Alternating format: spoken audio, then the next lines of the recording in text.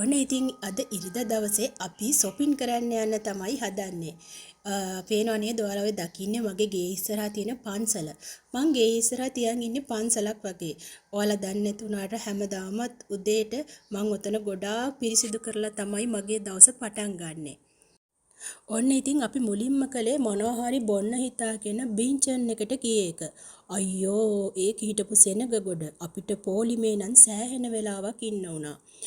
ඉතින් ඔන්න ඔය විදිහට හස්බන්ඩ් චුරුචුරු ගෑවත් මං කවමදාවත් ඒකෙන් කිසිම දෙයක් බීලා නැහැ. ඉතින් ඒ හින්දා මගේ බලකිරීම මත පොලිමේ ඉඳලා අපි බොන්න ආස දේවල් ටිකක් ඒකෙන් ගත්තා. ඉතින් ඔන්න ඔහම ඕඩර් එක දාලා ඉන්නකොට මෙන්න මේ මහත්තයා ටික වෙලාවකින් නම්බර් එක කතා කරලා අපේ ඕඩර් එක බාර දුන්නා. ඉතින් අපි ඒකෙන් බීමත් අරගෙන ඊළඟට අපි ගියේ අපේ ගෙදෙට්ට අවශ්‍ය පොඩි පොඩි බඩු වගයක් ගන්න. මේක ලස්සනයි නේ? ඊළඟට මං තව උස යනවා. ඒක වැඩේ යන්නේ. නේද?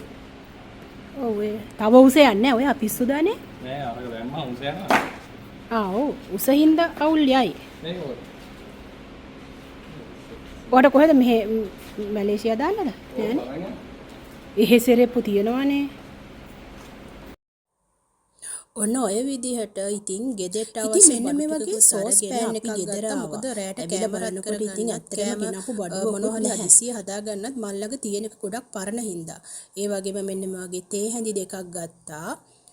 ඊටත් අමතරව මෙන්න මේ වගේ කුඩයක් ගත්තා. මොකද මල්ලක කවදාවත් කුඩයක් තිබිලා නැහැ. කතුරු දෙකක් ගත්තේ නම් ගොඩාක් දුරට පැකට් වර්ග කපා ගන්න කිචන් එකේ. මොකද හරිම වදයක් කතුරු හොයා ඉන්න ගියාම.